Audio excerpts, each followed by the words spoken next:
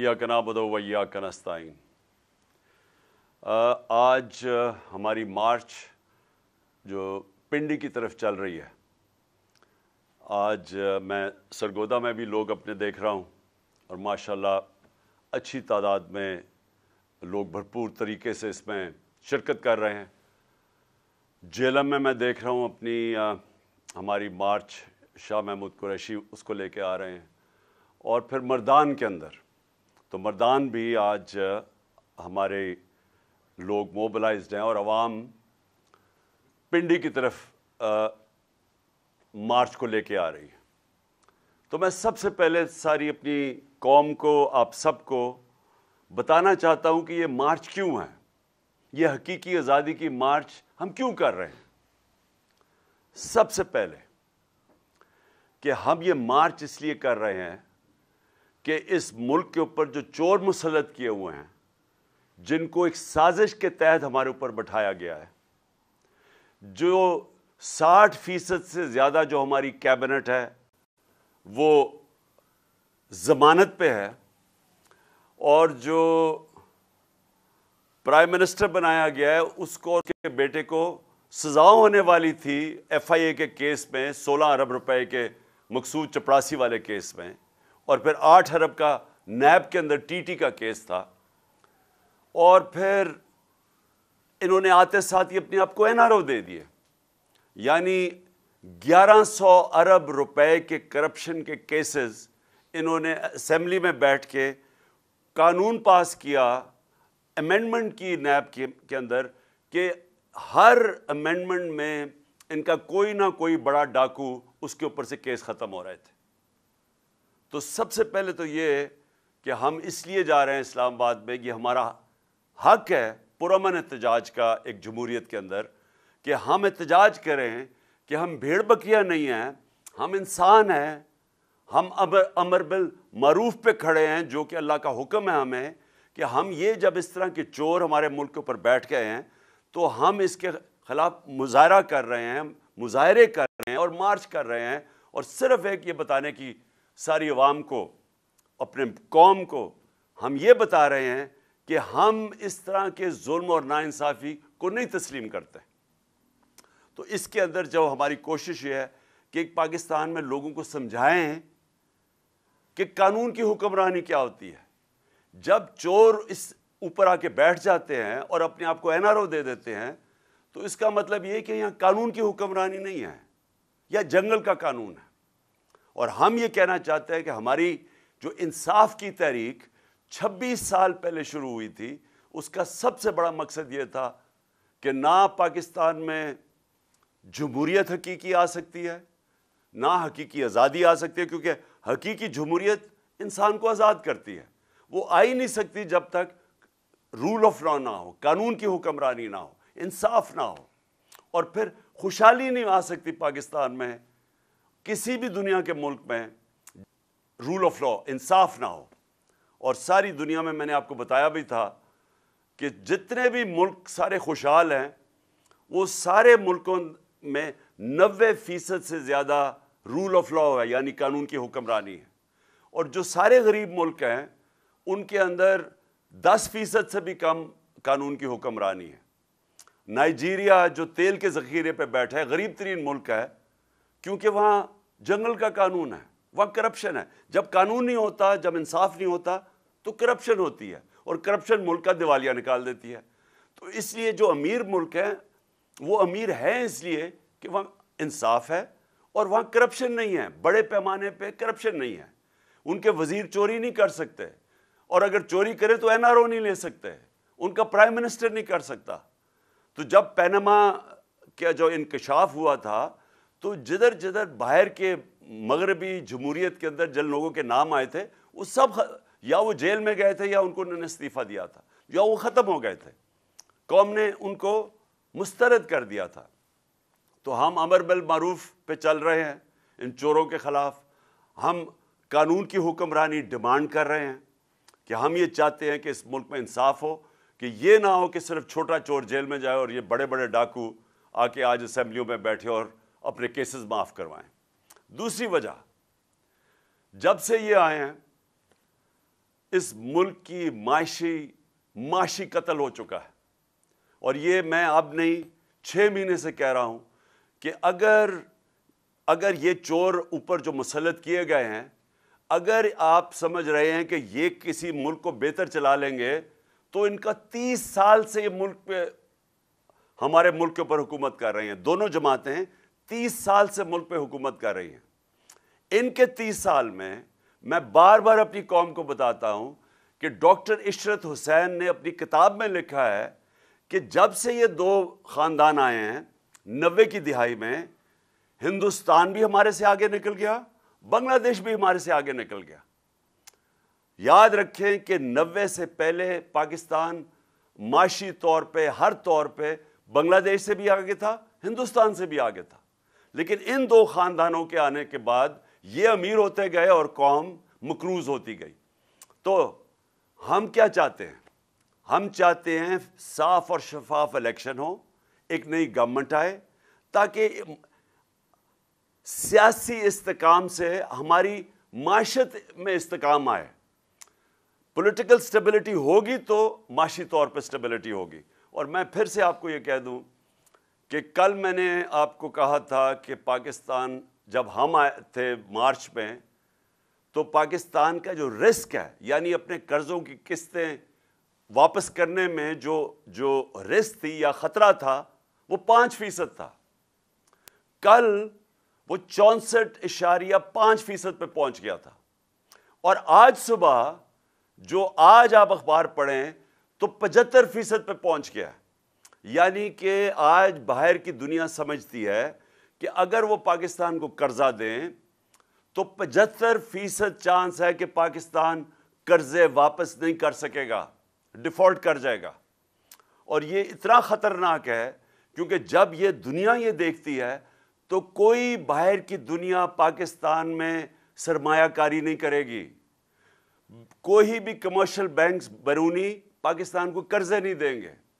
اور اندر بھی جب لوگوں کو یہ خطرہ ہو کہ پاکستان ڈیفالٹ پہ جائے گا، تو ڈیفالٹ کا مطلب پھر میں آج آپ سب کو بتا دوں، اس کا مطلب یہ ہے کہ اگر ہم اپنے قرضوں کی قسطیں واپس نہیں کرتے تو باہر سے سارا ڈالر آنے ختم ہو جائیں گے. اور ڈالر جب کم ہو جائیں گے، اور جب وہ کم ہوں گے تو ڈالر کی قیمت اوپر چلی جائے گی، روپیہ گر جائے گا. اور جب روپیہ گرے گا تو اس ملک میں ایک اور طوفان مہنگائی کا آئے گا. تیل، بجلی، پٹرول، جتنی چیزیں باہر سے ہم منگواتے ہیں وہ سب مہنگی ہو جائیں گی. ہر چیز مہنگی ہو جائے گی.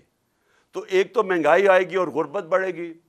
دوسرا، اگر آج میں سرمایہ کاری کرنا چاہتا ہوں تو میں سوچوں گا کہ کیوں میں اپنا پیسہ کسی کارخانے میں لگاؤں جبکہ میں وہ اسی پیسے کا ڈالر خرید لوں، کیونکہ روپے تو نیچے جا رہا ہے اور ڈیفالٹ کی طرف جا رہا ہے.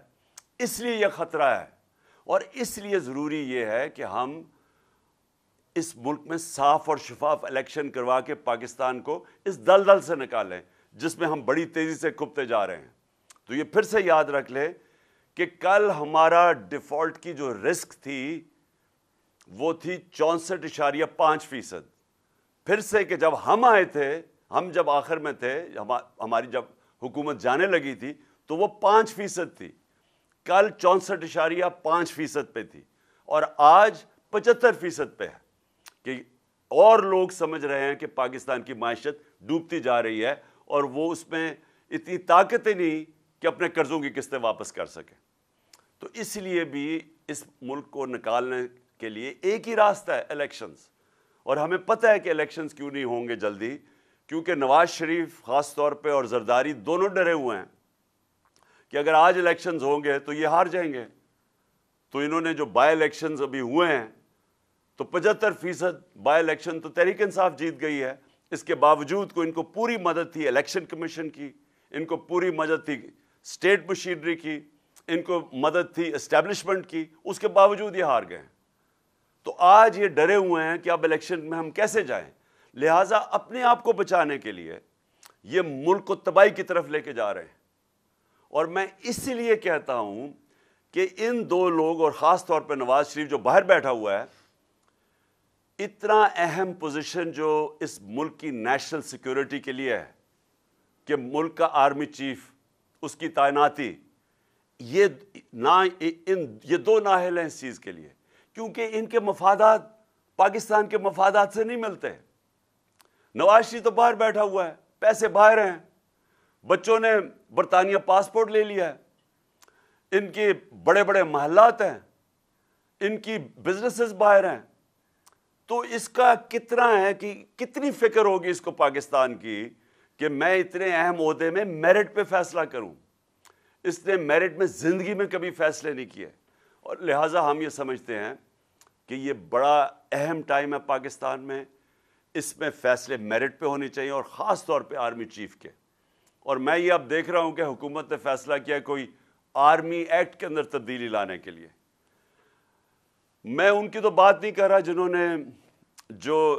جنہوں نے لگنا ہے، میں تو ان کی بات کر رہا ہوں جو لگانے والے ہیں، میں تو ان کی بات کر رہا ہوں جنہوں نے آج تک صاف نیت سے اس ملک میں کوئی کام کیا ہی نہیں ہے، جنہوں نے آج تک سوائے کہ پیسہ بناؤ کیسے، چوری کیسے کرو، اور پھر اس کو بچاؤ کیسے، NRO کیسے لو، ان کا سارا وہ فوکس ہے۔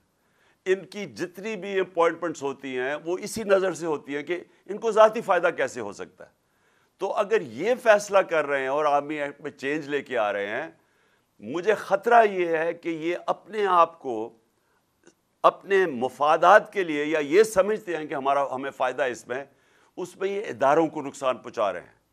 انہوں نے پنجاب پولیس تباہ کی، عباس خان IG کی 1993 کے اندر، لاہور ہائی کورٹ میں رپورٹ ہے کہ انہوں نے کیسے پیسے لے کے پولیس والوں کو بھرتی کیا، ان کی رپورٹ ہے کہ انہوں نے کیسے مجرموں کو پولیس میں بھرتی کیا، یہ 93 کی رپورٹ ہے۔ تو لہٰذا ہم یہ سمجھتے ہیں کہ جو بھی اپوائنٹمنٹ ہو وہ میرٹ کے اوپر ہو، اور وہ ہو جو کہ ہمارے ادارے کو مضبوط کرے۔ اور اس کے علاوہ میں ایک اور چیز پہ آج بات کرنا چاہتا ہوں۔ کیمپین میرے خلاف جب سے میں حکومت سے گیا ہوں، ہر تھوڑی دیر کے بعد کیمپین آ جاتی ہے۔ کیمپین شروع کیسے ہوتی ہے؟ نون لیگ اور جیو اور جنگ گروپ مل کے یہ کیمپین بناتے ہیں، اس کیمپین کو اٹھا کے پھر یہ الیکشن کمیشن کے پاس لے کے جاتے ہیں۔ الیکشن کمیشن میں بیٹھا ہوا ہے آدمی جو چیف الیکشن کمیشن، وہ ان کا خاص آدمی ہے، وہ ان کے ساتھ مل کے پھر ہمارے اوپر فورن فنڈنگ کیس مثلاً وہ لے آتا ہے، اور ہمیں میڈیا کے اندر برا بھلا کہا جاتا ہے کہ جی تباہ کر دیا انہوں نے، پکڑے گئے، اب پارٹی کو اب بین کر دیا جائے گا فورن فنڈنگ کیس کے اندر۔ اور ہم بار بار اپنی ساری صفائیاں پیش کرتے ہیں، ہم اپنی سارے جو فورن فنڈنگ کے اندر جو انہوں نے نام لیا تھا اس کے اوپر جن لوگوں نے ہمیں پیسے دیے ان کے نام دیتے ہیں، 40,000 کے جو ہمارے ڈونرز ہیں ان کے نام دیتے ہیں، اور یہ ہے 10 سال پرانی چیزیں، ہم سارا ریکارڈ دیتے ہیں۔ اس کے باوجود وہ کوئی نہ کوئی چیز اٹھاتے ہیں، FIA کو ہمارے اوپر چھوڑ دیتے ہیں، کسی طرح ثابت کرنے کی کوشش کرتے ہیں کہ انہوں نے کوئی غلط کام کیا۔ تھوڑی پہلے پروپیگنڈا کرتے ہیں، پھر کہتے ہیں کہ جی پھر پتہ چل رہی ہے یہ فورن فنڈنگ تو تھی نہیں، اب جی پروہیبٹیو فنڈنگ آ گئی ہے، اور اس کے بعد وہ کیس اپنے پاس رکھ لیتے ہیں۔ تو پہلے تو وہ چلتا رہتا ہے، اور پھر یہ توشہ خانہ سامنے آ جاتا ہے، وہی الیکشن کمشنر اس کو اٹھا دیتا ہے۔ یہ نہیں پتا کہ نیب کے اندر کیس پڑے ہوئے ہیں نواز شریف، یوسف رضا گیلانی اور آصف زرداری کے۔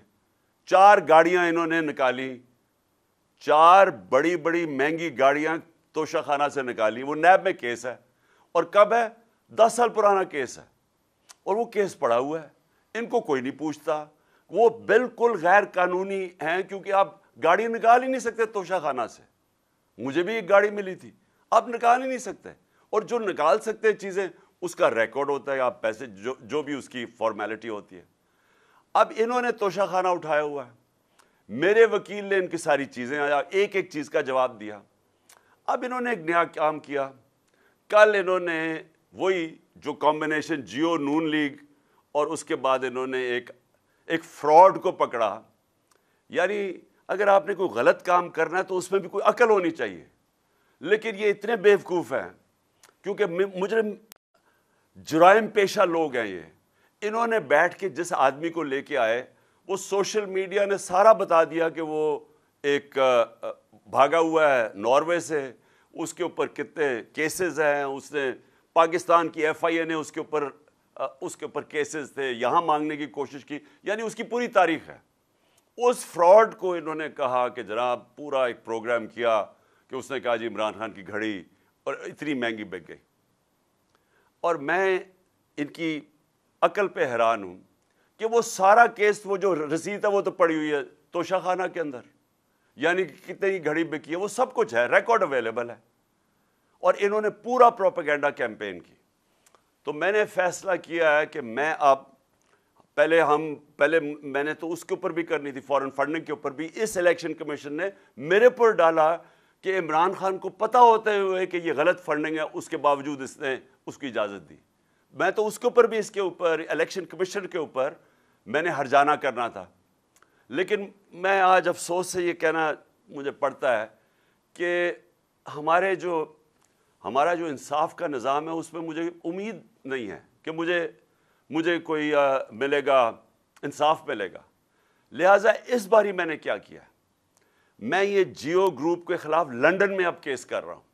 میں نے وکیل سے بھی بات کر دی ہے، میں اس کے اوپر لندن میں کیس کروں گا، اور وہ اس لیے کروں گا کہ میں وہاں لندن میں ہماری رجسٹرڈ چیریٹیز ہیں جس کا میں سربراہ ہوں، نمل یونیورسٹی اور شوکت خانم کی، اور کیونکہ انہوں نے یہ وہاں بھی چلتا ہے تو ادھر میں اب ان کے اوپر کیس کروں گا کہ یہ جو میرے اوپر انہوں نے جو میری کردار کشی کی ہے، اب یہ وہاں جواب دے گے، کیونکہ ہم پیسے اکٹھے کرتے ہیں شوکت خانم کے لیے اور نمل کے لیے، تو لہٰذا میں لندن میں بھی کیس کروں گا۔ یہ جو شخص ہے، یہ جو فراڈ ہے، اس کے اوپر میں دبئی میں بھی کیس کروں گا، اور ان کے اوپر، یہ جیو کے اوپر دبئی میں بھی کیس کروں گا۔ اور میں نے فیصلہ کیا ہے کہ اب ہم ان کو اس لیے عدالت میں لے کے جائیں گے کہ ہم ثابت کریں گے کہ ان کا جو طور طریقہ ہے، یہ جو جیو گروپ ہے، یہ اس ملک کے اندر پروپیگنڈا کرتا ہے۔ یہ جو جیو گروپ ہے، اس کا مقصد اس ملک کے اندر آزادی صحافت نہیں ہے، یہ اس کو اپنے میڈیا گروپ کو استعمال کرتا ہے، یہ ایجنڈاز کے لیے استعمال کرتا ہے۔ یہ جو انہوں نے آدمی کو پکڑا اور جو دبئی میں یہ جو سارا دبئی سے اور یہ جو پروگرام کیا ہے، اگر یہ دیانتداری سے صحافت کرتے تو ان کو پتا تھا کہ یہ فراڈ آدمی ہے۔ کبھی ایک آدمی، جس آدمی کی کریڈیبلٹی کوئی نہیں ہے، اس سے تم 10 دفعہ سوچتے ہو کہ اس سے ہی آپ اس کے نام پہ یہ پروگرام کر رہے ہو، تو اگر آپ ایمانداری سے صحافت کرتے آپ کبھی ایسے گواہ کو نہیں لیتے، لیکن انہوں نے اس کو پوری طرح اس پروگرام کو ایسے بنایا اس گواہ کو کہ جیسے واقعی یہ سچ ہے۔ تو اس لیے اب مجھے کم از کم برطانیہ کی عدالت کو تو مجھے پتہ ہے، کیونکہ میں نے وہاں ایک کیس لڑا ہوا ہے، اور مجھے اتنا بھی پتہ ہے کہ 2 ہمارے لوگوں کے اوپر جب انگلیاں اٹھائی گئی، اور اس میں سے ایک ہمارا جو وزیر تھا اس نے لندن میں جا کے انصاف لیا، تو میں بھی انشاءاللہ ادھر اب ان کے اوپر کیسز کروں گا تینوں جگہ کے اوپر۔ اور میرا جو آخر میں جو میری پھر سے اپنے سپریم کورٹ کے چیف جسٹس صاحب سے بڑی ریسپیکٹفلی، آنریبل چیف جسٹس سے پھر میں اپیل کرتا ہوں کہ 5ویں دن ہو گیا ہمارے سینیٹرز اور ہمارے پارلیمنٹیرینز کوشش کر رہے ہیں کہ کیس ہمیں انصاف ملے، اور انصاف کسے ملے کہ اگر پاکستان کا جو نمبر 1 انویسٹیگیٹو جرنلسٹ ارشد شریف، اس کے لیے ہمیں انصاف چاہیے، کیونکہ جو بھی ہوا پتہ چلانا چاہیے کہ کس نے دھمکیاں دی اور اس کو باہر بھجوایا، کیوں اس کی جان خطرے میں تھی، یہ کون سا اتنا بڑا ملک سے غداری کر رہا تھا کہ اس کی جان خطرے میں اور اس کو ملک سے باہر جانا پڑے، اور پھر کس نے پھر اس کوشش کی دبئی سے ان کو واپس لانے کی، تو اس کو کینیا جانا پڑا۔ یہ میں چاہتا ہوں کہ ہمارے سپریم کورٹ اس کے اوپر پوری طرح تحقیقات کرے، کیونکہ یہ صرف یہ نہیں کہ ایک پاکستان کا نمبر 1 جرنلسٹ اس کی شہادت ہوئی ہے، یہ سارے باقی صحافیوں کے لیے بھی اگر سپریم کورٹ ان کے ساتھ کھڑا ہوگا تو تبھی وہ صحافی جو دیانتداری سے کام کرتے ہیں، جو ان کے ضمیر کی کوئی قیمت نہیں ہوتی، وہ تبھی اس ملک کے اندر صحیح معنی میں اپنے آزادی صحافت ہوگی اور اپنے حق اور سچ کے لیے کھڑے ہوں گے. تو اس لیے میں سب سے پہلے تو یہ، اور پھر سے میں اعظم سواتی کا کہتا ہوں کہ یہ پاکستان کا سینیٹر ہے. ایک ملک کا سینیٹر سے اگر یہ ہوتا ہے جو اعظم سواتی سے ہوا ہے، اور یہی نہیں کہ جو اس کے اوپر تشدد کیا گیا اور ایک ٹویٹ کے اوپر. اور میں یہ دیکھ رہا تھا کہ اسلام آباد ہائی کورٹ میں ایک جج صاحب نے یہ کہا ہے کہ ٹویٹ کے اوپر آپ کسی کو بھی یہ نہیں کہہ سکتے کہ ملک میں کوئی بغاوت کرنے جا رہا ہے. یعنی اس نے بڑا اچھا میں داد دیتا ہوں کہ بڑا اچھا بیان دیا ہے. تو اس سے جو ہوا ہے ایک ملک کے سینیٹر سے، اور جس طرح پھر وہ جو ان کی وائف کے ساتھ جو ان کو ویڈیو بھیجی گئی ہے، یعنی اس طرح کی چیز اگر ہماری سب سے بڑا جو آخری جو لاسٹ ریزورٹ والا انصاف لینے والی جگہ سپریم کورٹ، اگر ہمارے چیف جسٹس صاحب سپریم کورٹ اس طرح کے اعظم سواتی جیسے آدمی کو، ایک سینیٹر کو، ایک نمبر 1 جرنلسٹ کو، اور پھر تیسرا ملک کا ایکس پرائم منسٹر، سب سے بڑی پارٹی کا جو سربراہ ہے، اگر ہمیں انصاف نہیں ملے گا تو اس کا مطلب تو اس ملک میں کسی کو تو اور کوئی چانس ہی نہیں ہے انصاف ملنے کی. عام آدمی تو کوئی سوچ بھی نہیں پڑ سکتا کہ طاقتور کے سامنے جب وہ کھڑا ہوگا تو اسے انصاف ملے گا. تو یہ ایک ملک کے ڈیفائننگ مومنٹس ہے، فیصلہ کن وقت ہے ہمارے ملک کا. اور اس لیے ہم ریکویسٹ کرتے ہیں کہ اس ملک کو حقیقی طور پہ آزاد کریں، انصاف دے کے. انصاف دیں گے ہی تو قوم آزاد ہوگی. جب میرے پاس حقوق ہوں گے تو وہ مجھے آزاد کرے گا. یہاں کے جو پاکستانی باہر جاتے ہیں کام کرنے کے لیے، اور میں نے اپنی آنکھوں سے دیکھا ہے، برطانیہ کے اندر 50 سال پہلے میں نے دیکھا مزدور پاکستان سے گئے کام کرنے کے لیے، لیکن کیونکہ وہاں انصاف کا نظام ہے، حقوق ان کو تحفظ دیتا ہے، کیونکہ وہاں لوگ آزاد ہیں. ہمارے پاکستانی وہاں زیادہ آزاد ہیں، نچلے طبقے کے لوگ وہاں زیادہ آزاد ہیں کیونکہ پروٹیکشن ہے. دیکھتے دیکھتے کہاں سے کہاں پہنچ جاتے ہیں، وہ خوشحال ہو جاتے ہیں. وہ ان کے بچے کوئی ڈاکٹر بن جاتا ہے، کوئی کچھ بن جاتا ہے، کیونکہ جو معاشرہ ہے وہ موقع دیتا ہے لوگوں کو اوپر آنے کے لیے، کیونکہ وہ انصاف دیتا ہے، وہ لوگوں کے حقوق کی حفاظت کرتا ہے. تو پاکستان میں بھی وہ وقت ہے کہ ہم اس ملک کو اب ایک آگے لے کے جائیں. یعنی یہ جو مشکل آج کل دور ہے اور یہ جو چور اوپر مسلط ہیں، اس میں سے جو اس اندھیری رات میں سے یہ جو روشنی اب یہ ہے کہ شاید ہمارا انصاف کا نظام کام کرنا شروع کر دے، شاید ہمارا انصاف کا نظام کمزوروں کو تحفظ دے دے جب وہ طاقتور کے سامنے کھڑے ہوتے ہیں. اور یہی میں ہمیشہ کہتا ہوں کہ ہمارا ملک اسلام کے نام پہ بنا تھا. عظیم نعرہ تھا پاکستان کا، مطلب کیا؟ لا الہ الا اللہ. کہ وہ لا الہ الا اللہ جو انسان کو آزاد کرتا ہے، کہ جب وہ سوائے اللہ کے انسان جب کسی کے سامنے نہیں جھکتا، وہ انسان آزاد ہو جاتا ہے. اور پھر جو قانون ہوتے ہیں اسی لا الہ الا اللہ کا جو فلسفہ ہے، وہ پھر انصاف اور عدل اور انصاف کے قانون وہ پھر انسان کو پروٹیکٹ کرتے ہیں، آزاد کر دیتے ہیں. تو ابھی تک تو انصاف نہیں ملا اس ملک میں لوگوں کو، اور اسی لیے ہم آگے نہیں بڑھ سکے، اس لیے ہم مقروض ہیں، اس لیے ہم دنیا میں باہر قرضے مانگتے پھرتے ہیں. اس لیے آج یہ جو 75% پاکستان کی اب رسک فیکٹر بن گیا ہے کہ ہم اپنے قرضے نہیں واپس کر سکتے. تو یہ وجہ یہ نہیں ہے کہ ملک میں وسائل کی کمی ہے، وجہ نہیں ہے کہ ہمارے لوگ ٹیلنٹڈ نہیں ہیں، یہ باہر جا کے بڑے بڑے کام کرتے ہیں. وجہ یہ ہے کہ پاکستان کے اندر حقیقی آزادی نہیں ہے، کیونکہ عدل اور انصاف نہیں ہے.